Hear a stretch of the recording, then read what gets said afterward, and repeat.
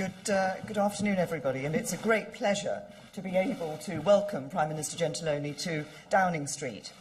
Just as I chose to visit Italy shortly after coming into office, Prime Minister Gentiloni has made the UK one of his first trips, and I think that underlines the importance that we both place on the long-standing relationship between our two countries.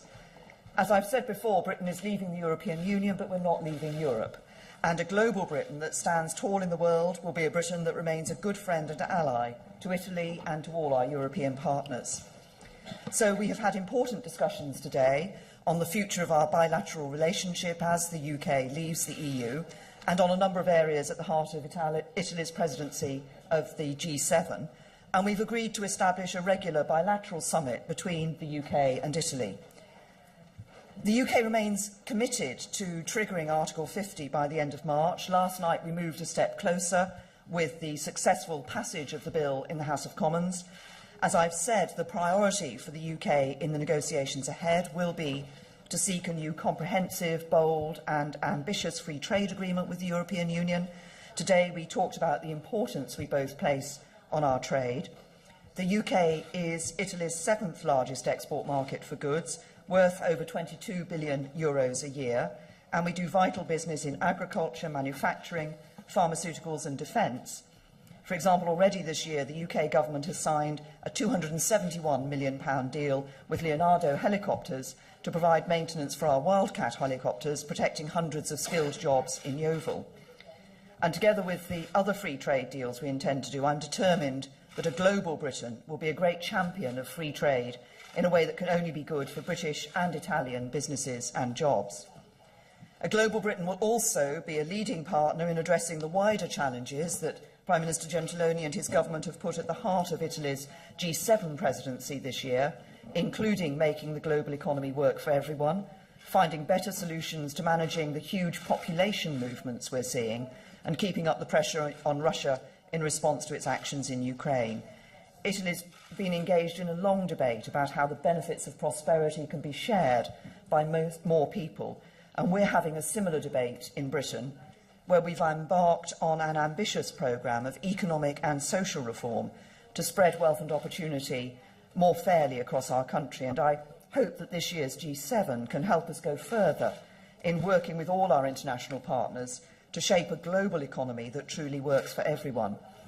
And that same cooperation is vital for our security too. And just as we do in Afghanistan and at the forefront of the international coalition against Daesh, Britain and Italy will continue to work together for the security of all our citizens.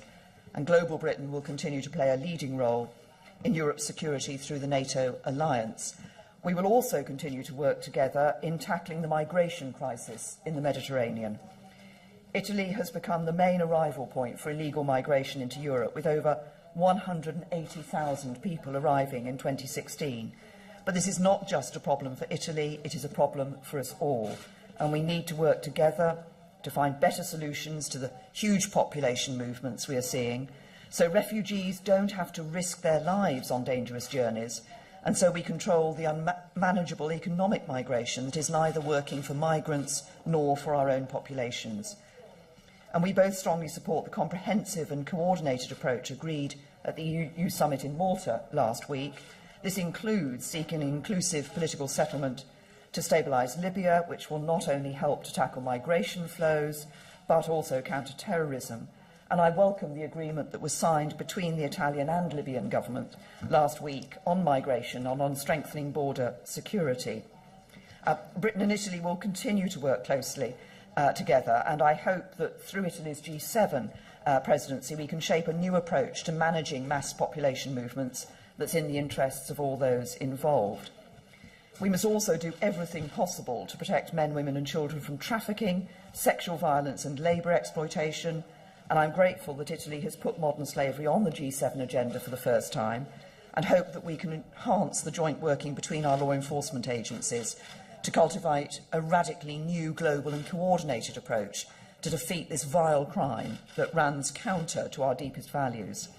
Finally, on the situation in eastern Ukraine, I've emphasised the UK's continuing concern over Russia's aggressive and destabilising actions and the drastic deterioration in the humanitarian situation we've seen recently. It's vital that the international community continues to exert pressure that we continue to maintain sanctions on Russia until the Minsk agreements are fully implemented. I want to thank you, Prime Minister, for your visit and for the constructive conversations that we've had. I believe today we've laid the foundations for continuing the strong and successful relationship between our two countries. I look forward to working with you on your G7 agenda and on the UN Security Council this year, and on shaping a new partnership between Britain and the EU that is in the interests of us all. Prime Minister. Thank you. Grazie. Many thanks. Ringrazio I Primo would Ministro like Theresa to May thank per le sue parole, per Prime Minister l'accoglienza. May for her kind Credo words che and la the welcoming nostra I had here today. Conversazione And abbia I think our confermato rapporti di conversations amicizia, di have collaborazione, di vicinanza che reiterated the hanno radici friendship storiche, and the ma closeness che è molto that our two importante countries historically confermare e have, rilanciare and it is esattamente however in questo momento. important Quindi to reconfirm this apprezzo at this la point in decisione che abbiamo time, preso in and comune therefore di I dar really vita anche a appreciate incontri the decision that we due have paesi a livello taken bilaterale in tra i terms of nostri due bilateral governi meetings between our prossimo two periodo. Ci governments in the aiuteranno near future. a coltivare delle This relazioni will antiche, help tradizionali, us che hanno sempre bisogno di essere strengthen coltivate. very old relationships that Abbiamo discusso always innanzitutto, need naturalmente, del nourishment. percorso We have necessario obviously dopo la taken decisione into account degli elettori what is del Regno necessary Unito after the di decision of abbandonare the l'Unione UK Europea, una citizens decisione che of ovviamente leaving the rispettiamo. EU, a decision that we Sappiamo che non respect sarà un fully, negoziato and semplice. we are aware of the fact that Sappiamo negotiations anche will che not be dobbiamo easy, affrontarlo, e questo and sarà we also l'atteggiamento know, italiano. and this in will modo be amichevole e certainly the costruttivo. Italian attitude, that we need Non abbiamo to nessun show interesse a constructive a un and friendly negoziato approach. distruttivo tra There is l'Unione absolutely Europea no point at having e a il Regno Unito. destructive negotiation between Lo the faremo EU certamente and the cercando UK. di So obviously coltivare we will do this in the l'unità hope of dei fostering 27 paesi, the unity of the perché senza 27 countries, l'unità dei 27 because paesi è without difficile the unity arrivare of a the delle forme di 27 accordo, countries, it will be difficult e to indirizzando come to questa some unità agreement, nel and miglior accordo possibile. we must ensure con this unity will result Unito. in the best Abbiamo possible anche un agreement interesse with the specifico che UK. credo We also have a dobbiamo very specific entrambi interest coltivare, l'Italia e that il we Regno must Unito, nel both rassicurare i nostri foster concittadini che vivono in reassuring our italiani che citizens vivono nel Regno that Unito, I'm thinking e i about the cittadini Italians that britannici live che in the vivono in UK Italia, and the British il fatto citizens che i that loro live in diritti e Italy, acquisiti saranno about the rispettati, fact che that their saranno acquired trattati, come rights si dice in gergo, in will condizioni be di reciprocità, respected, quindi saranno and there trattati will bene. be reciprocity, so E there will be a very dal fair nostro punto di treatment. vista è And from our fondamentale point of view, il it messaggio is che il Primo Ministro May ha fundamental appena dato, to cioè hear the message Mrs. May has il just Regno given Unito us, and ha that is deciso that di the lasciare UK l'Unione Europea. Questo non decided to significa leave the EU, but this abbandonare does l'Europa. not mean Per that quanto riguarda the country will l'Italia, leave noi siamo Europe. impegnati As far as Italy is e in concerned, fondo we can la say that decisione we are committed, che certamente non ci ha riempito di gioia, even though this degli elettori decision did not britannici fill us with ci joy, spinge in questa direzione. Noi but siamo this impegnati is nel what the rilanciare UK l'Unione citizens have decided, and we intend Roma a fine marzo, relaunching in the questa EU, and this celebrazione will dei happen 60 at anni the dei end of trattati March in costitutivi dell'Unione Rome Europea, for the 60th anniversary con l'obiettivo non of solo the di Rome celebrare i Treaty, risultati raggiunti with finora, ma the anche con aim l'obiettivo of di proiettare celebrating the nei results so prossimi far, 10 but anni la also to missione look at dell'Unione Europea, the mission of the anche EU in the comprendendo next al 10 suo years in interno detail, la necessità di avere and taking livelli into diversi account di integrazione, come the fact that it may be credo necessary sia to have necessario different e da levels tempo of andiamo integration, which is È molto importante, lo ha sottolineato apparent since Theresa May, la cooperazione a little economica tra i nostri time. due paesi. And as Mrs. May Ne said, abbiamo we parlato. will continue to È foster good importante nella cooperation fase che between ci our two attende, countries, non solo per il and negoziato in the tra days UK ahead, and I'm not e only EU, thinking of the ma anche UK per la and fase che the attraversa EU l'economia italiana, una negotiation, fase but also finalmente for the di period ripresa that we are living in della Italy. crescita, sia Finally, pure we ancora see troppo lenta little bit of growth, unfortunately not as strong as we would like it to be, but I want to reiterate here that we continue with the reforms and the application of these reforms, so the Italian government shows continuity with what has been done in the last 2 or 3 years, and we wish to ensure stability for what needs to be done. We have achieved important results, and I would like to note that today, we had an unprecedented result of the fight against tax evasion, something quite unprecedented, 19 billion euros that have been recovered, and also we have passed a decree on our banks. So this means a stability at a time of reforms that continue, and a common commitment between Italy and the UK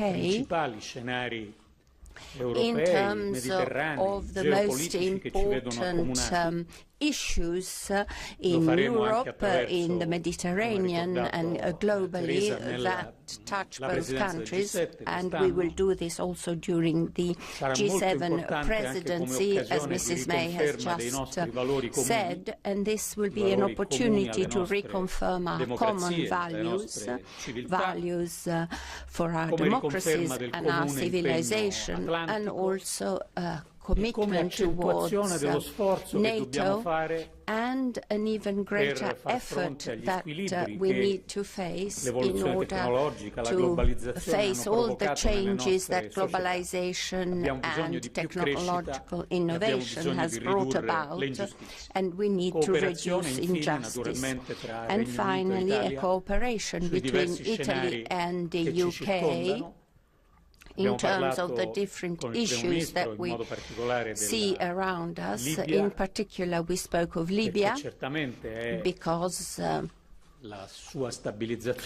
stabilizing this country is absolutely fundamental, not just for Italy, but for the whole of Europe, and this is due to the migration flows, but also the risk that whilst we have good success against terrorism, the fact that there could be terrorist cells that get organized in our countries, and therefore we need to cooperate in order to stabilize Libya, and I very much appreciate the support that I have received from London and the EU on this agreement. That is obviously an initial agreement on which we will need to build over time between the Italian government and the Libyan government, but obviously the support we receive from London and the EU is extremely important. We also discussed Syria, Somalia, the fight against terrorism, and the different fronts on which we are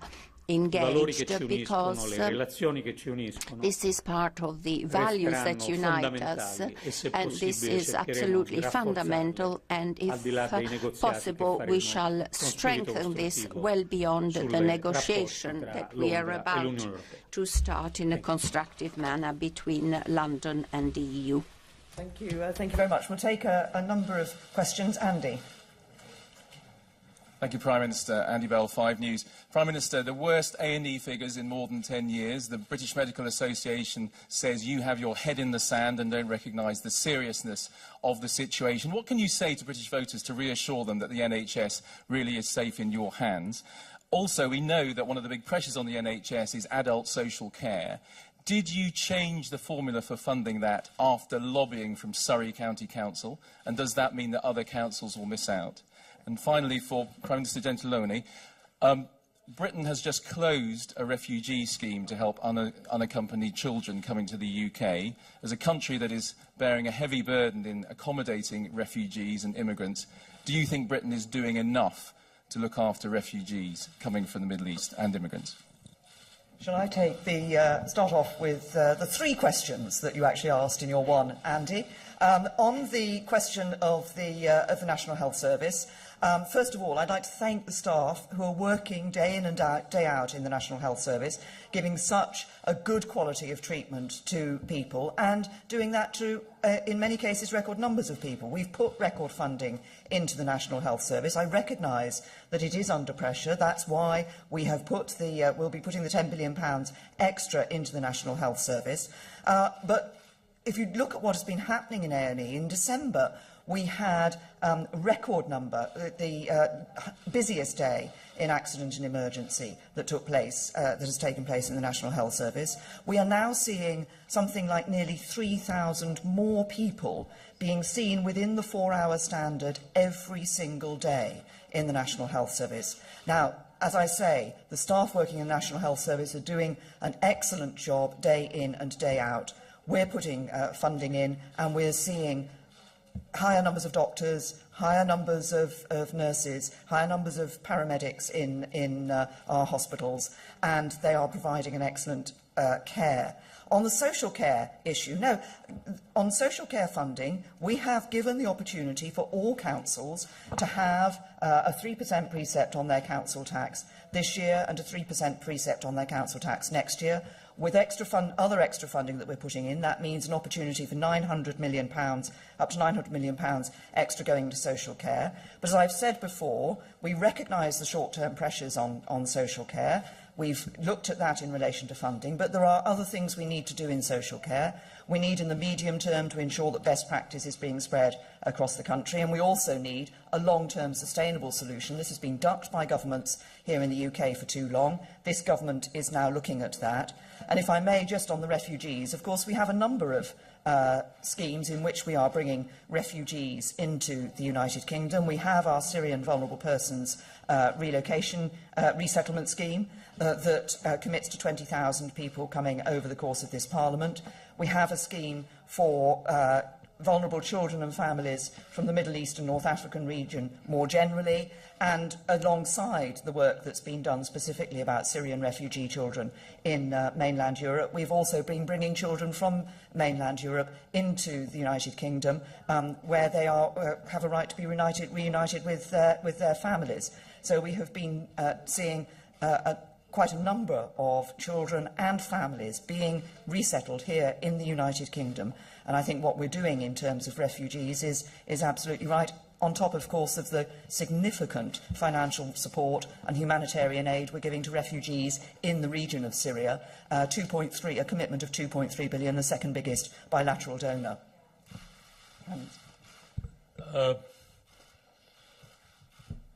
Sì, naturalmente Yes, quello di cui l'Europa ha bisogno è di una risposta comune, di una strategia comune, a common strategy nella for quale migrants, il peso della and risposta obviously ai flussi migratori the weight of the response sia we condiviso give dai diversi paesi europei. this influx of migrants need to be shared between the EU non è quello countries, di and discutere le the decisioni che Italian prendono commitment singolarmente questo o quel paese europeo, does not involve ma di spingere discussing tutti a unilateral una comune decision responsabilità. by one Se country or guardiamo, another, but we need to push il for punto di partenza a common sharing of nel responsibilities. rispondere If we crisi look at the migratoria, starting point of what happened in potremmo Europe, dire di aver fatto when molti we passi started seeing this influx of sinceramente migrants, we have really made all'inizio incredible strides forward. del And 2015, if we non look back at 10 the anni fa, beginning all'inizio of del 2015, which era is not that difficile long ago, individuare una strategia it would have europea been comune very sul tema difficult to migratorio. Credo arrive to a migration strategy at livello the EU Unione level. Europea la And prima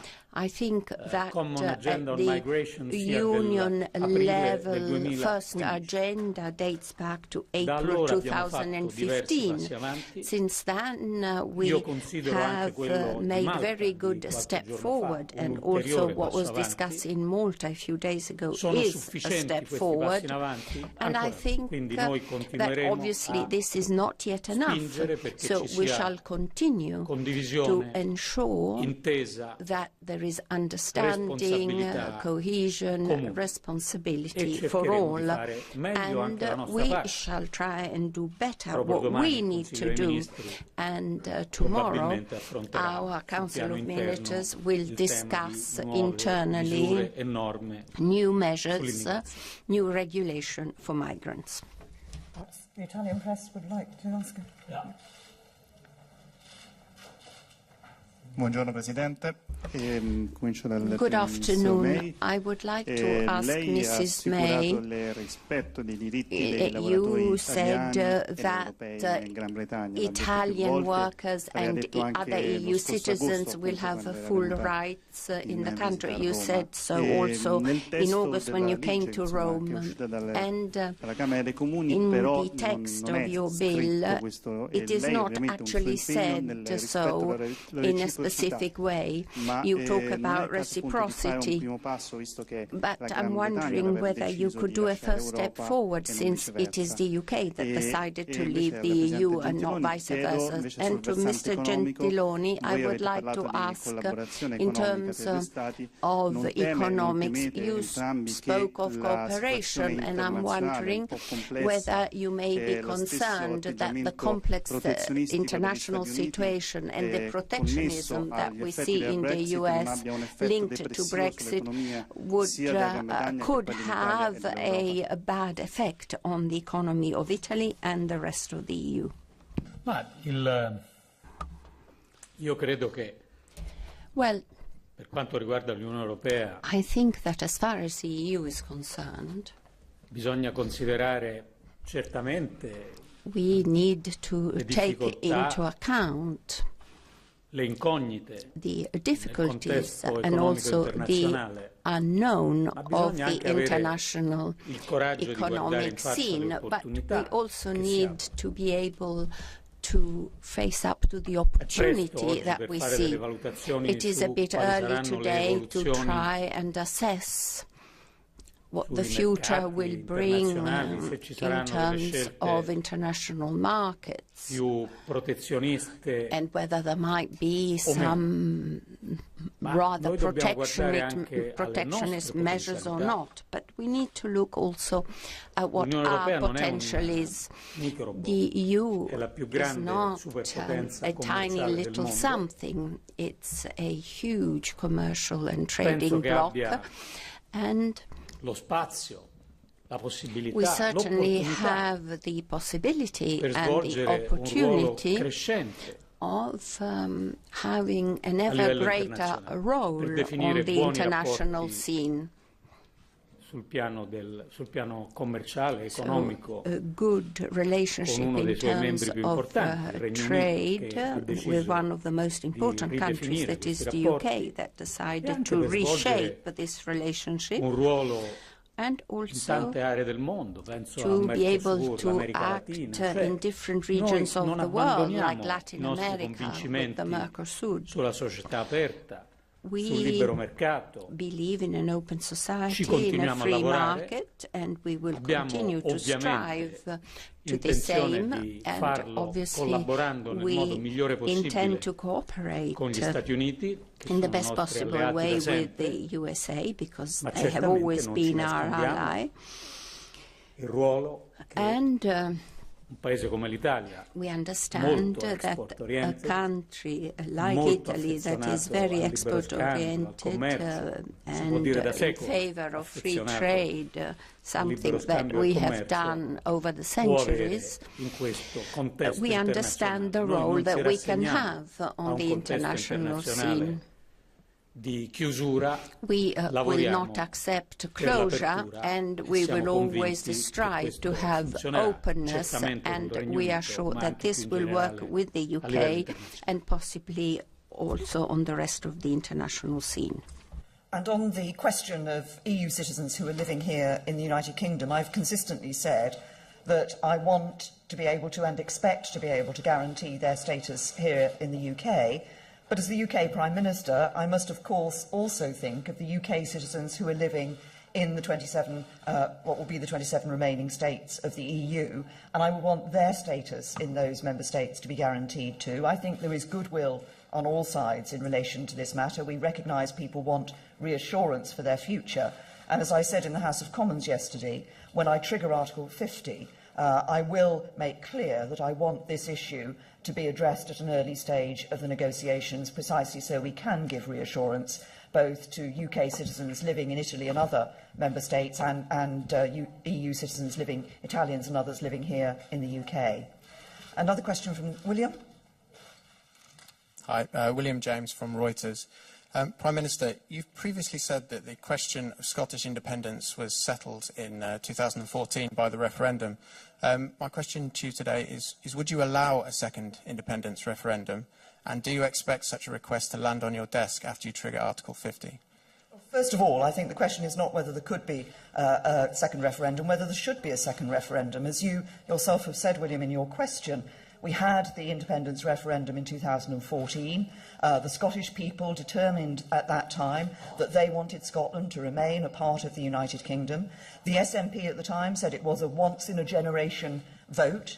I think what we should all now be doing is working together to ensure that when the UK negotiates with the European Union, we get the best possible deal in that negotiation for trading with and operating within the single European market, a deal that will be good for the whole of the United Kingdom and good for the European Union. And we have committed to intensifying our discussions with the Scottish Government, intensifying our discussions and looking at the plan that they have brought forward, as we are working with the other devolved administrations to ensure that when we start those negotiations, we are very clear about the interests of the whole of the United Kingdom. Thank you. And the Italian press, did you? Giovanni Lamberti dell'Agenzia Italia.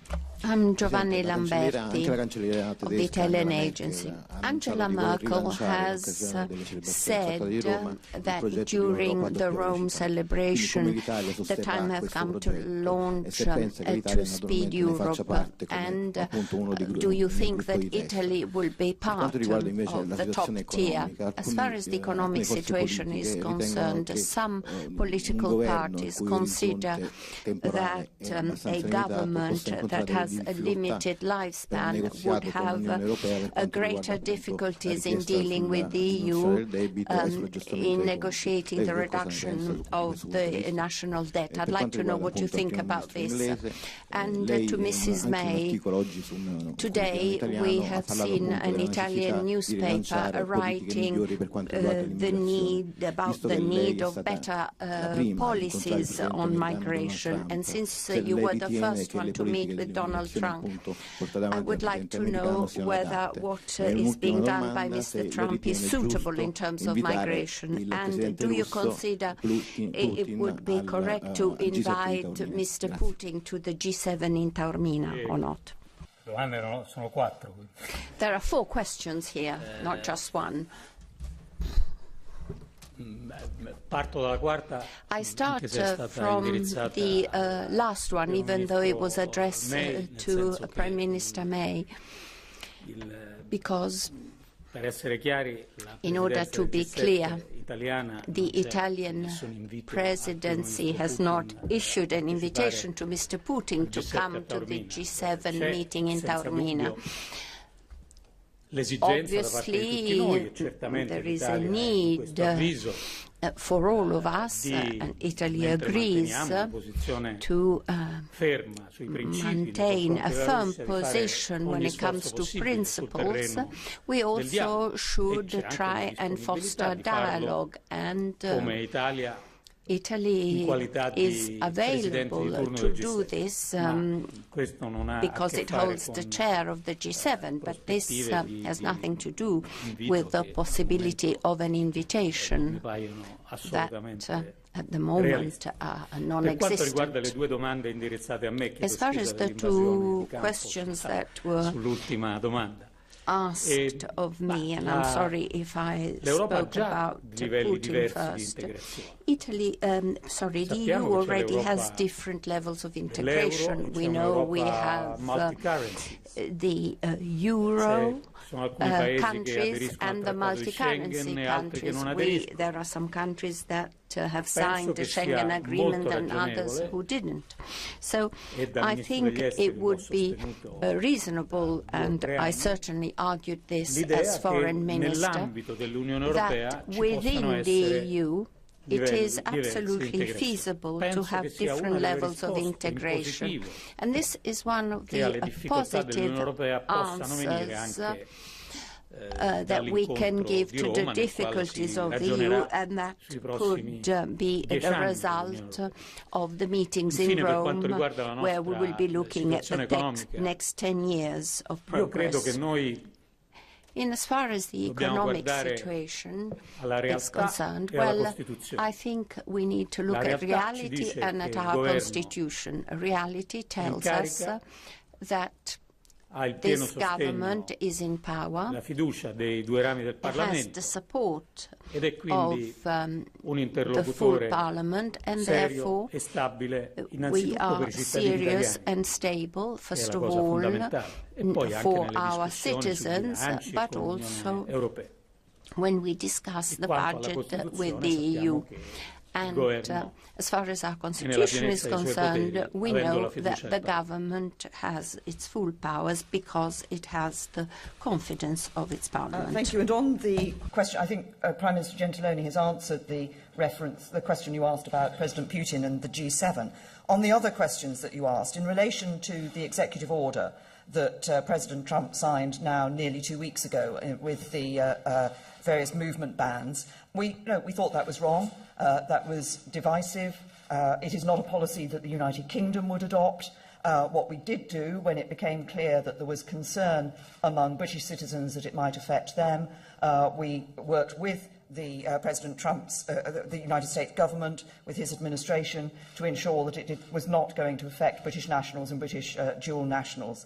But there is a wider issue, as we've both discussed, about migration and how we deal with the significant migratory flows that we've been seeing, coming particularly, as we've both referenced, from Libya across the Mediterranean into Italy and into other parts of Europe. And the key point, and I think this is where the work that the Italian government is now doing with the Libyan government, which we and others round the EU Council table support, is important, is ensuring that people actually don't make that journey across the Mediterranean in the first place. We want to ensure that people can be returned at an earlier stage to their country of origin, and that we don't see people trying to make a journey which, sadly, as we know, over recent months and years, has resulted in many thousands of people losing their lives. So we are working together on that, and we continue to support Italian efforts, both in the Mediterranean, but also in dealing with these more upstream issues and in dealing with the organised crime groups. And we should never forget that a lot of this migratory traffic is actually providing profits to organised crime groups, to criminals, and we must ensure that we stop their activity. Thank you very much. Thank you.